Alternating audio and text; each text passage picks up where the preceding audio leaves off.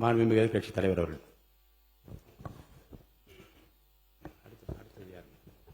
மாண்புமிகு பேரவைத் தலைவர் அவர்களே, இன்றைக்கு தமிழ்நாடு விவசாயிகளுடைய வேதனைக்கு இந்த அரசு ஒரு சரியான தீர்வை காண வேண்டும்னு இந்த ஒத்திவைப்பு தீர்மானத்தை நாங்கள் இங்கே கொடுத்திருக்கிறோம்.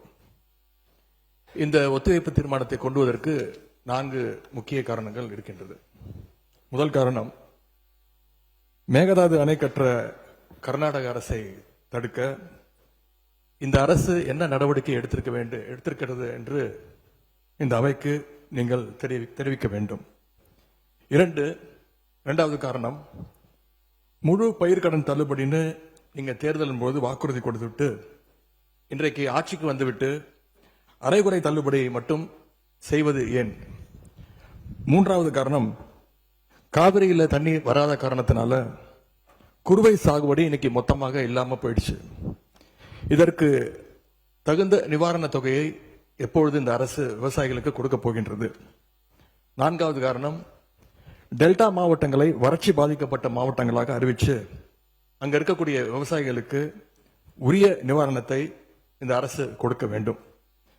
முதல்ல மேகதாது பிரச்சனையில இருந்து என்னுடைய உரையை நான் துவங்குகின்றேன். தாவேக அரசு அமைஞ்சதிலிருந்து மேகதாது அணை கட்டுறதுல இதுவரை காட்டாத ஒரு வேகத்தையும் தீவிரத்தையும் இன்றைக்கு கர்நாடக அரசு காட்டி வருகின்றது. மேகதாது விஷயத்துல ஒரு முறை மட்டும் பிரதமர் கிட்ட நம்முடைய முதலமைச்சர் அவர்கள் கோரிக்கை வச்சாரு. அடுத்து மேகதாது பிரச்சனையில இருந்து இந்த பேரவையில ஜூன் 19ஆம் தேதி அன்னைக்கு இந்த அரசு ஒரு தீர்மானத்தையும் கொண்டு வந்தது. ஆனா அந்த தீர்மானம் மட்டும் நிறைவேற்றினா போதாது, அனைத்து கட்சி தலைவர்களோடு சேர்ந்து டெல்லிக்கு செல்ல வேண்டும் என்று எங்களுடைய கழக தலைவர்கள் சொன்ன ஆலோசனையும் நான் இந்த அவையிலே பதிய வைத்திருக்கின்றேன். அப்பொழுதுதான் நாம் அனைவரும் இந்த விஷயத்தில் ஒற்றுமையாக இருக்கிறோம் என்பதையும் நாம் அவர்களுக்கு சொல்ல முடியும். இந்த இடைப்பட்ட காலத்தில் நாங்கள் சொன்னதையும் இந்த அரசு செய்யவில்லை. அனைத்து கட்சி கூட்டத்தை கூட்டணும்னு தொடர்ந்து வலியுறுத்தி கேட்டுக்கொண்டு வருகின்றோம். திராவிட முன்னேற்ற கழகம் மட்டுமல்ல, தமிழ்நாட்டில் இருக்கக்கூடிய அனைத்து கட்சியும் இந்த அனைத்து கட்சி கூட்டத்தை கூட்ட வேண்டும் என்று தொடர்ந்து வலியுறுத்தி வருகின்றார்கள். ஏன் கேட்டுக்கிறோம்னா, கர்நாடக முதலமைச்சரும் அந்த அரசும் மேகதாது விஷயத்தில் மிகவும் தீவிரமாக செயல்பட்டு வருகின்றார்கள். ஜூன் 11ஆம் தேதி ஒன்றிய நிதியமைச்சர் திருமதி நிர்மலா சீதாராமனை கர்நாடக முதலமைச்சர் அவர்கள் நேரில் பார்த்து மேகதாது அணை கட்டுவதற்கு நிதியுதவி வேண்டும் என்று கோரிக்கை வச்சிருக்கிறார். ஜூன் 12ஆம் தேதி ஒன்றிய ஜல்சக்தி துறை அமைச்சர் திரு CR பட்டீல் அவர்களை நேரில் பார்த்து மேகதாது திட்டத்திற்கு நீங்கள் ஒப்புதல் அளிக்க வேண்டும் என்று கோரிக்கை வச்சிருக்கிறார். ஜூலை 27ஆம் தேதி அன்றைக்கு நாடாளுமன்றத்தில் ஒன்றிய ஜல்சக்தி துறை அமைச்சர் இணையமைச்சர் மேகதாதுல அணை கட்ட தமிழ்நாடு, புதுச்சேரி மாதிரியான கீழ்ப்படுகை மாநிலங்கள், அதாவது லோவர் ரிப்பேரியன் ஸ்டேட்ஸ், அதனுடைய அனுமதி தேவையில்லை என்று கூறியிருக்கிறார். அதே நாள் ஜூலை 27ஆம் தேதி டெல்லியில கர்நாடகத்தைச் சேர்ந்த அனைத்து கட்சி எம்பிக்கள் கூட்டத்தை கர்நாடக முதலமைச்சர் அவர்கள் நடத்தியிருக்கிறார். கர்நாடக அமைச்சர் திரு ராமலிங்க ரெட்டி, கர்நாடக அரசுடைய டெல்லி பிரதிநிதி, கர்நாடக அரசுடைய தலைமை வழக்கறிஞர், மூத்த அதிகாரிகள் எல்லாருக்கும் சேர்ந்து மேகதாது சம்பந்தமாக அந்த மாநில முதலமைச்சர் ஆய்வு கூட்டத்தையும் நடத்தியிருக்கிறார். எல்லாத்துக்கும் மேல ஆகஸ்ட் 2ஆம் தேதி பெங்களூர்ல அனைத்து கட்சி கூட்டத்தை கூட்டுறோம்னு கர்நாடக முதலமைச்சர் அனைத்து கட்சிக்கும் அழைப்பும் விடுத்திருக்கிறார். திரு சீதாராமையா, திரு பசவராஜ் பொம்மையா, திரு எடியூரப்பா, திரு குமாரசாமி, திரு வீரப்ப மொய்லி என 5 முன்னாள் முதலமைச்சர்கள் உட்பட அந்த முக்கியமான கூட்டத்தில் முக்கியமான தலைவர்கள் அனைவரும் அந்த கூட்டத்தில் கலந்து கொண்டிருக்கிறாங்க. கர்நாடக முதலமைச்சர் அந்த கூட்டத்தில் ஊடகங்களை சந்திச்சு பேட்டியும் தெளிவாக கொடுத்திருக்கிறார். இப்படி அவங்க ஸ்டெப் பை ஸ்டெப்பாக ஒரு மாசத்துல பல நடவடிக்கைகளை தொடர்ந்து எடுத்துக்கிட்டு வராங்க. மாநில நலன் அப்படின்னு வந்தா அவங்க எப்படி அரசியல் வேறுபாடுகள் எல்லாம் பார்க்காம கடந்து மறந்து ஓரணியில் நிற்கிறாங்களோ, அதே போல நாமளும் நம்முடைய ஒற்றுமையை கர்நாடக அரசுக்கும் ஒன்றிய அரசும் காட்ட வேண்டும் அப்படின்னு தான் நாங்கள் அனைத்து கட்சி கூட்டத்தை தொடர்ந்து கூட்ட வேண்டும் என்று எங்களுடைய கோரிக்கையை வச்சிருக்கிறோம். விவசாயிகள் மேல அக்கறை உள்ள ஒரு அரசு இதையெல்லாம் கேட்காமல தானாகவே செய்ய வேண்டும். மாண்புமிகு சட்டமன்ற எதிர்க்கட்சி தலைவர், சிறப்பு கவன ஈர்ப்பு தீர்மானத்தில் தாங்கள் குறிப்பிட்டுள்ள அந்த செய்திகளை பற்றி மட்டும் நீங்கள் இங்கே பேச வேண்டும். விரிவாக விளக்கமாக பேசுவதற்கு மானிய கோரிக்கைகள்லாம் வருகிற போது நீங்கள் பேசிக்கொள்ளலாம். இப்போது உங்களுடைய கடிதத்தில் குறிப்பிட்டுள்ள எந்த விதியின் கீழ் நீங்கள் கொடுத்தீர்களோ அதை நான் மாற்றி சிறப்பு கவன ஈர்ப்பு தீர்மானமாக எடுத்துக்கொண்டிருக்கிறேன். சுருக்கமாக நீங்கள் கடிதத்தில் சொல்லியுள்ள அந்த பிரச்சனையை மட்டும் நீங்கள் பேசும்படி கேட்டுக்கொள்கிறேன். ஏன் அனைத்து கட்சி கூட்டத்தை கூட்ட மறுக்கிறீர்கள் என்பதுதான் சிம்பிளாக நான் கேட்கக்கூடிய கேள்வி. நாம தொடர்ந்து அழுத்தம் கொடுத்த பிறகு இப்பொழுது ஜூலை 28ஆம் தேதி அன்னைக்கு பிரதமருக்கு 2வது கடிதத்தை நம்முடைய முதலமைச்சர்கள் எழுதியிருக்கிறார். எங்களுடைய தலைவர் முதலமைச்சராக இருந்தப்போ தமிழ்நாட்டுடைய பிரச்சனைகளுக்காக கடிதங்கள் எழுதினதை விமர்சிச்சு இப்போ இங்க இருக்கக்கூடிய முதலமைச்சர் அவர்கள் என்னென்ன பேசியிருக்கிறார் என்பதை இங்கே கொஞ்சம் ரீவைண்ட் செய்து நீங்கள் பார்க்க வேண்டும். முதலமைச்சர் பேச்சதான் இங்க நான் அவை குறிப்பில் குறிப்பிட விரும்புகிறேன். அதை நீக்க மாட்டீங்க அப்படின்னு நான் நம்புறேன். ஸ்டாலின் அவர்கள் அப்பப்போ எந்திரிச்சு கடிதம் எழுதிட்டு தூங்க போயிடுவாரு, அவ்வளவுதான். அது அப்படியே கிடக்கும். மானே தேனே பொன்மானே இப்படி கடிதம் எழுதுறது எல்லாம் இனிமே வேலைக்கு ஆகாது. நான் திரும்ப ஏற்கனவே சொல்லிட்டேன். அப்புறம் நீங்கள் பேசியதை அவை குறிப்பில் நீக்க வேண்டியது வரும். நீங்கள் கொடுத்திருக்கிற விதியை நான் சிறப்பு கவன ஈர்ப்பு தீர்மானமாக எடுத்துக்கொண்டிருக்கிறேன். நீங்கள் கொடுத்து தான் பேச வேண்டும். அதெல்லாம் பேசுவதற்கு உங்களுக்கு மானிய கோரிக்கைகள் வருகிறது. மற்ற சமயத்தில் இப்போது அதை அனுமதிக்க இயலாது. கவன ஈர்ப்பில் விதிகளின்படி எந்த பொருள் குறித்து நீங்கள் கவன ஈர்ப்பு கொடுத்து சிறப்பு கவன ஈர்ப்பு கொடுத்திருக்கீங்க அதை குறித்து மட்டும்தான் பேச வேண்டும். மீதி விஷயங்களை பேசுவதற்கு நான் அனுமதிக்க மாட்டேன். தேவையற்ற சர்ச்சையும் எதை நோக்கி போக வேண்டும் என்று இந்த தமிழ்நாடு விரும்புகிறதோ அதை நோக்கி மட்டும் போங்கள். இங்க இதை ஒரு பெரிய அரசியல் இருக்கு.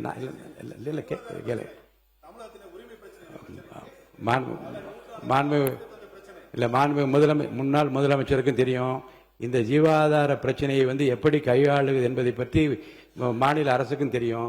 இங்கே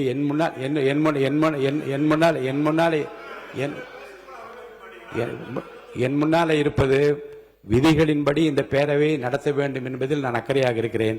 விதிகளுக்குட்பட்டு அவர் அவசியம் என்று கருதி அந்த பிரச்சனையை எடுத்திருக்கிறேன்.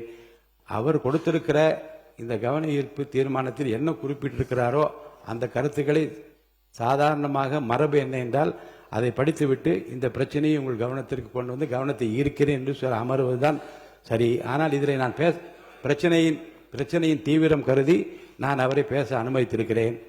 மேற்கொண்டு பிரச்சனையை அரசியல் நோக்கத்தில் கொண்டு செல்லாமல் இதில் நீங்கள் குறிப்பிட்டுள்ள இந்த பிரச்சனையை பற்றி மட்டும் படித்துவிட்டு அமருமாறு கேட்டுக்கொள்கிறேன். மாண்பு உறுப்பினர் ஏற்கனவே முன்னாள் முதலமைச்சர் அதை சொல்லிட்டாங்க. நீங்க உட்காருங்க. மாண்பு பேரவைத் தலைவர்கள், இந்த பிரச்சனை தீவிரமான பிரச்சனை என்று நீங்களே சொல்கிறீர்கள். நான் கேட்பதெல்லாம் ஒன்றுதான். நாங்கள் தொடர்ந்து அனைத்து கட்சி கூட்டத்தை கூட்ட வேண்டும் என்று கேட்டுக்கொள்கின்றேன். காவிரியில இந்த பிரச்சனை தீர்ப்பதற்காக கர்நாடக அரசு தொடர்ந்து அனைத்து கட்சி கூட்டத்தை கூட்டிட்டு இருக்காங்க. அங்க இருக்கிறவங்க எல்லாருடைய கருத்துக்களையும் கேட்கிறாங்க. ஏன் தமிழக அரசு அனைத்து கட்சி கூட்டத்தை கூட்டுவதை தவிர்க்கின்றது என்பதுதான் எங்களுடைய கேள்வி. அதாவது பேரவைத் தலைவர் வாயிலாக இன்னும் இங்க தெரிவிக்க விரும்புகின்றேன். இந்த அரசு ஒரு புது டெக்னிக்கை ரெகுலராக ஃபாலோ பண்ணிட்டு வராங்க. எதையாவது ஒன்று செய்யறதுக்கு முன்னாடி அந்த செய்தி இவங்களே லீக் பண்ணிடுறாங்க. உடனே அதற்கு எதிர்ப்பு பலமாக இருந்தா உடனே ஒரு யூடியூப் சொல்றேன். தேவையற்ற பிரச்சனை திருப்பும் நான் சொல்லுகிறேன். இந்த பிரச்சனையை ஒட்டி மட்டும் பேசுங்கள். எந்த ஸ்ட்ராட்டஜி இதெல்லாம் என் முன்னால் இருக்கிற பிரச்சனை தேவையில்லை. வாங்க. இந்த பிரச்சனையை ஒட்டி தான் தலைவர் பேசிட்டு இருக்கிறேன். முதலமைச்சர் அவர்கள் கர்நாடகா போறார் அப்படின்னு வேளாண் துறை அமைச்சர் ஒரு பேட்டி கொடுக்கிறார். அப்புறம் அவரே அதை மறுத்து பேசுகிறார். அப்புறம் இன்னும் 2 அமைச்சர்கள் அதிகாரபூர்வமாக எந்த முடிவையும் நாங்கள் எடுக்கவில்லை என்று கூறுகிறார்கள். 13 பேர் கொண்ட ஒரு குழு போகுதுன்னு திரும்பி செய்திகள்ல பார்த்தோம். கடைசியில் என்ன ஆச்சுன்னா கர்நாடக முதலமைச்சர் சொல்லிட்டார், இந்த தமிழ்நாடு முதலமைச்சர் இங்க வர வேண்டாம், நாங்கள் தண்ணி எல்லாம் கொடுப்பதற்கு தயாராக இல்லை என்று கர்நாடக முதலமைச்சர் அவர்கள் தெரிவிக்கிறார். அவர் சொன்னது உண்மையா இல்லையா என்ற முன்னவர் மாண்பு பேரவைத் தலைவர் அவர்களே, மாண்பு எதிர்க்கட்சி தலைவர்கள் தாங்கள் குறிப்பிட்டதை மறந்து ஒவ்வொன்றாக அவர்கள் பேசிக் கொண்டிருப்பது என்பது மரபின் அடிப்படையில் சரியாக இல்லை. என்று சொன்னால் இல்லை, முக்கியமான பிரச்சனை என்ற முறையிலே தான் அவர்களுக்கு இவ்வளவு நேரம் பேச அனுமதித்தார்கள். மீண்டும் அதையே திருப்பி திருப்பி நம்முடைய எதிர்க்கட்சி தலைவர்கள் ஒரு அரசியல் ரீதியாக பேசி வருவது சரியாக இருக்காது.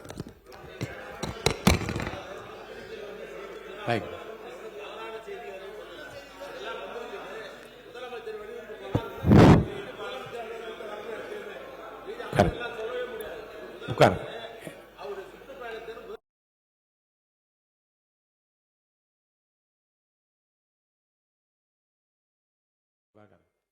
மாண்பு எதிர்க்கட்சி தலைவர்களுக்கு மீண்டும் சொல்கிறேன், சுருக்கமாக அரசின் கவனத்தை ஈர்த்து அமர்வதுதான் மரபும் விதியும். அந்த அடிப்படையில் உங்கள் பேச்சை நீங்கள் முடித்துக் கொள்ளுமாறு அன்போடு கேட்டுக்கொள்கிறேன். தவறாக எதுவும் பேசவில்லை. இல்ல, தவறு சரி. அனைத்து கட்சி கூட்டத்தை கூட்டப் போகிறீர்களா இல்லையா? எப்பொழுது கூட்டப் போகிறீர்கள்? இன்னொன்னு, கர்நாடக முதலமைச்சர் சொல்றாரு, முதலமைச்சர் இங்க வர தேவையில்ல, தமிழ்நாடு முதலமைச்சர் இங்க வர தேவையில்ல, தண்ணி நாங்க கொடுக்க முடியாது, தண்ணி இல்ல அப்படின்னு கர்நாடக முதலமைச்சர் சொல்லியிருக்கிறார். இதையெல்லாம் கேட்டுதான் நான் தெளிவுபட விரும்புகின்றேன். முதல்ல தமிழக முதலமைச்சர் கர்நாடகா செல்வதாக இருந்தாரா? அப்படி இருந்தால் ஏன் செல்லவில்லை? இப்பொழுது உங்களுடைய நிலை என்ன என்பதுதான் என்னுடைய கேள்வி. இரண்டாவது பிரச்சனை, பயிர்க்கடன் தள்ளுபடி பற்றி பேச விரும்புகின்றேன். தேர்தல் வாக்குறுதியில் நீங்கள் கொடுத்த வாக்குறுதி முழு பயிர்க்கடன். நான் இதெல்லாம் அனுமதிப்பதாக இல்லை. உங்களுடைய 56 விதியின் கீழ் கொடுத்திருக்கிற கடிதத்தில் ஒட்டி நீங்க நிறைய சொல்லிவிட்டீர்கள். நான் உறுப்பினர்கள் பேச வேண்டும். கவனத்தை ஈர்க்கின்ற அந்த நேரம் முடிந்துவிட்டது.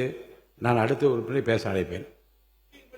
எண்டிங் வேண்டாங்க. நான் என்ன சொல்ல, நீங்க பாருங்க, உங்களுக்கு பேசுவதற்கு மாண்புமிகு எதிர்க்கட்சி தலைவருக்கும் மாண்புமிகு எதிர்க்கட்சிகளுக்கும் பேசுவதற்கு நிறைய அவகாசம் வேறு வேறு மானிய கோரிக்கைகள் வருகிறது. அப்ப நீங்க விரிவா விளக்கமா நீங்க பேசுங்க, பதில் சொல்வதற்கு அமைச்சத்தை முடிங்க. இரண்டாவது, இந்த பயிர்க்கடன் தள்ளுபடி நீங்க தேர்தல் வாக்குறுதி கொடுத்திருக்கிறீங்க, முழு பயிர்க்கடன் தள்ளுபடி அப்படின்னு. மாண்புமிகு பேரவைத் தலைவர் அவர்களே, மாண்பு எதிர்க்கட்சித் தலைவர்கள் கொடுக்கின்ற சிறப்பு கவன ஈர்ப்பு தீர்மானத்தில் அது இடம்பெற்றிருக்கிறதா என்பதை அறிய விரும்புகிறேன். போதும்.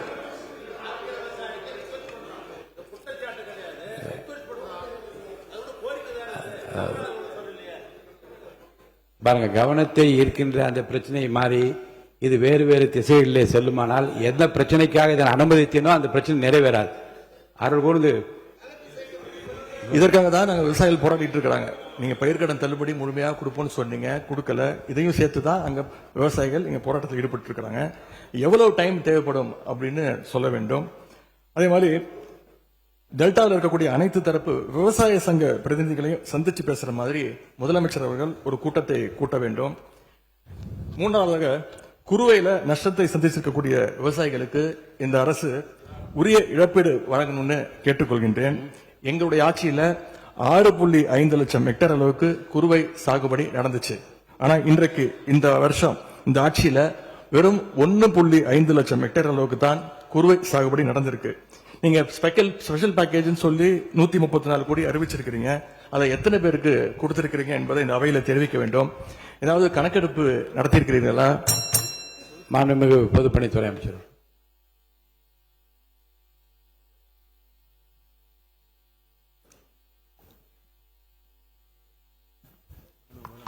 மாண்புமிகு முதலமைச்சர் அவர்கள்.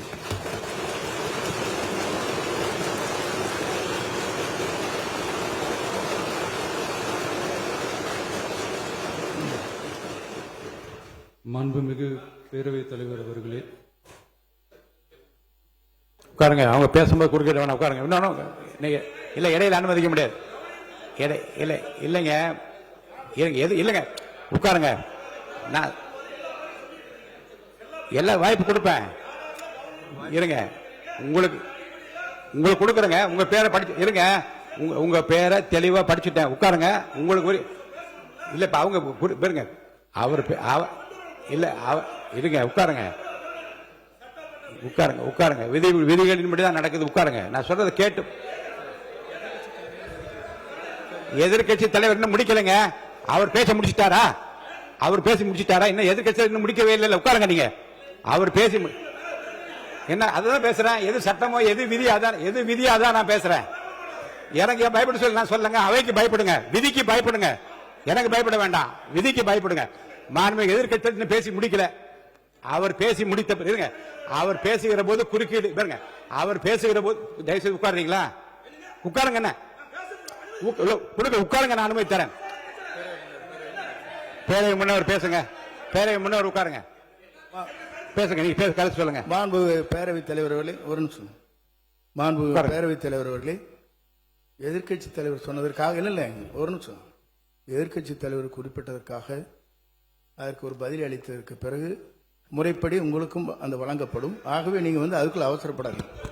அதுதான் சொல்றேன், நான் அதுதானே சொல்றேன். மாண்புமிகு முதலமைச்சர் அவர்கள்.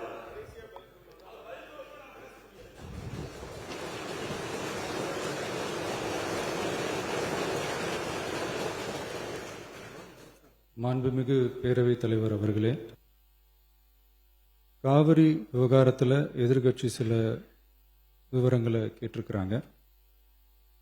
காவிரி நமக்கு உயிர் ஆதாரம், நம்மளோட உணர்வு ரீதியான ஒன்று. அதனால் அதை வச்சு அரசியல் பண்ணுற எண்ணம் துளி கூட நம்ம அரசுக்கு இல்லை.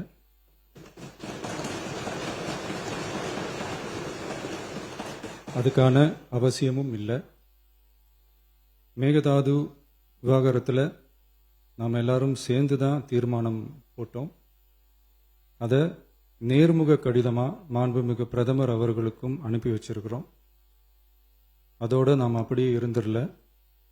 ராஜ்யசபாவில் ஒன்றிய ஜல் சக்தி துறை இணை அமைச்சர் மேகதாது அணை பற்றி முழு விவரங்களை குறிப்பிடலைன்னு தெரிஞ்சதும் காவிரி நடுவர் மன்றத்தின் இறுதி தீர்ப்பு மற்றும் மாண்புமிகு சுப்ரீம் கோர்ட் தீர்ப்பு சம்பந்தமான விதிகள் மற்றும் பத்திகளை கோட் பண்ணி மேகதாது திட்டத்துக்கு எந்தவிதமான சட்டபூர்வமான அனுமதியோ நிர்வாக அனுமதியோ வழங்கக்கூடாதுன்னு மாண்புமிகு பிரதமர் அவர்களுக்கு அடுத்த நாளே நேர்முக கடிதம் எழுதினோம். காவிரி நதிநீர் பங்கீட்லையும் சரி, மேகதாது அணை கட்டுற முயற்சிகளை தடுக்கிறதுலையும் சரி, தமிழ்நாட்டோட உரிமையை நம்ம அரசு கொஞ்சம் கூட விட்டு தரவே தராது. அதுதான் நம்மளோட நிலைப்பாடும். அதே நேரத்தில் கர்நாடகாவில் சில அணைகள் கட்ட ஆரம்பித்ததை பற்றியும் இதே அவையில் 1969 ஒரு விவாதம் நடந்திருக்கு. அப்போது நீர்வளத்துறை அமைச்சராக இருந்தது யாரு? அப்போ அணை கட்ட விட்டது ஏன்னு கேட்டு அந்த மாதிரி சீப் பாலிடிக்ஸ்லாம் நான் பண்ண விரும்பலை.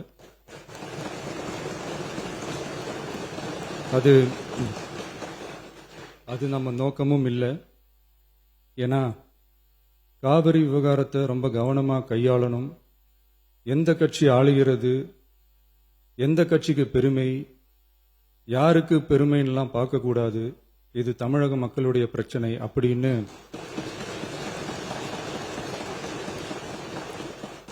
அப்ப இருந்த எதிர்க்கட்சி தலைவர் திரு கருத்திருமன் அவர்கள் சொன்னதை இந்த சபையில் சொல்ல விரும்புகிறேன். காவிரி பிரச்சனையில் சம்பந்தப்பட்ட 2 மாநிலங்களும் ஒன்றிய அரசும் உட்கார்ந்து முடிவெடுக்கணும்னு 1969 இந்த சபையில் பேசியிருக்கிறாங்க. அதுக்கப்புறம் நிலைமை வேற மாதிரியெல்லாம் போயிடுச்சுன்னு நம்ம எல்லாருக்குமே தெரிஞ்சது தான். சட்டப்படி இந்த பிரச்சனையை அணுகிறதுல நாம் உறுதியாக இருக்கிறோம், அதில் மாற்றமே இல்லை. இருந்தாலும் ஒரு அட்டெம்ப்ட் எடுத்து பார்க்கலாம்னு தோணுனது தான் அந்த பெங்களூர் விசிட். அப்படி ஒரு விசிட் பற்றி ஃபஸ்ட்டு யோசித்து கேட்டதும் நான் தான். நாம் பெங்களூர் போக நினச்சதை பற்றி பல ஒப்பீனியன்ஸ் வந்துச்சு. நாம் போக நினச்சதுக்கு காரணம், ஒருவேளை இந்த பிரச்சனை தீர்க்கறதுக்கான ஒரு பாசிட்டிவ் சைன் கிடைச்சா நல்லா இருக்குமேன்னு ஒரு எண்ணத்தில் தான். இன்றைய காலத்தில் பகை நாடுகளை பேசி தீர்க்க பார்க்குறாங்க, பக்கத்து மாநிலத்தோட பேசி பார்த்தா என்னன்னு நினச்சேன்.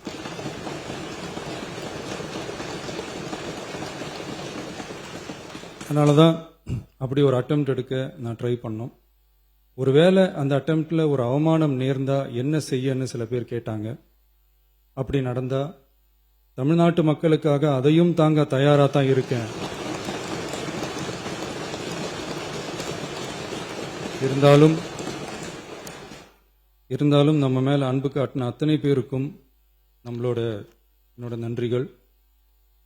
இந்த காவிரி விவகாரம் பற்றி மாண்புமிகு நீர்வளத்துறை அமைச்சர் அவர்கள் உரிய விளக்கம் அளிப்பார். அதே மாதிரி காவிரி பிரச்சனையால பாதிக்கப்பட்ட விவசாயிகளுக்கான அந்த இன்சூரன்ஸ் பிரீமியம் அரசே கட்டுறதை பற்றி கேட்டிருந்தாங்க. அதுக்கான விரிவான பதிலை மாண்புமிகு விவசாய அமைச்சர் அவர்கள் தருவார்.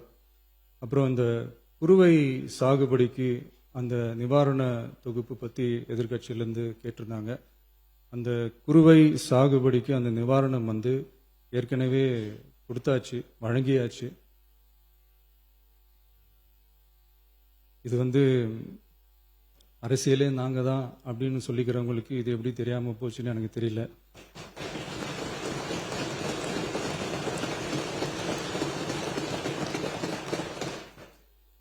முன்ன பின்ன பேப்பர் படிச்சிருந்தா நாட்டில் என்ன நடக்குதுன்னு தெரிஞ்சிருக்கும்.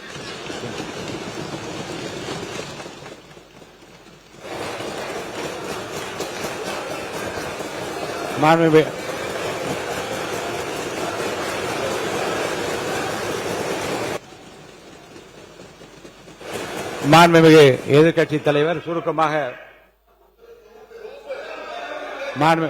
கொஞ்சம் அமைதியா இருங்க. மாண்புமிகு எதிர்க்கட்சி தலைவர் பேசுவதற்கு நீங்க அமைதியா இருங்க. நீங்களே இப்படி பிரச்சனை பண்ணா எப்படி? அமைதியா இருங்க, அவங்க பேசணும் சுருக்கமாக. பேரவைத் தலைவர் அவர்களே, ஸ்பெஷல் பேக்கேஜ்னா நீங்க கொடுத்தது 134 கோடி கொடுத்தீங்க. அது அனைத்து அரசுலயும் கொடுக்கறக்கூடிய ஸ்பெஷல் பேக்கேஜ் தான். இப்ப வறட்சி நிவாரண நிதி அவங்க கேட்கறாங்க. இது ரெண்டுத்துக்கும் வித்தியாசம் தெரிஞ்சுக்க வேண்டும். இது வெறும் டெய்லி காலைல பேப்பர் படிச்சா மட்டும் பத்தாது. அங்க அனைத்து கட்சி கூட்டத்தை கூட்டி அனைத்து விவசாயிகளோடையும் போய் கலந்து பேசி அவங்களுடைய கோரிக்கைகள் என்னன்னு நீங்க தயவு செய்து கேட்டுக்கொள்ள வேண்டும். அதே மாதிரி முன்னவர் மாண்புமிகு இதெல்லாம் மன்னிக்கணும். மாண்புமிகு எதிர்க்கட்சி தலைவர்கள் இப்போது வறட்சி நிவாரணத்தை பற்றி சொன்னார்கள். செப்டம்பர் இறுதி வரையிலும் பார்த்துவிட்டு தான் வறட்சி நிவாரண பணிகளை ஆற்றுவது வழக்கம். அவை அதை குறிப்பிட விரும்புகிறேன். பேசுங்க. மாண்புமிகு எதிர்க்கட்சி தலைவர், பேரவைத் தலைவர்களே, பேச அனுமதிங்க. நீங்களே இப்படி பண்ணா எப்படி?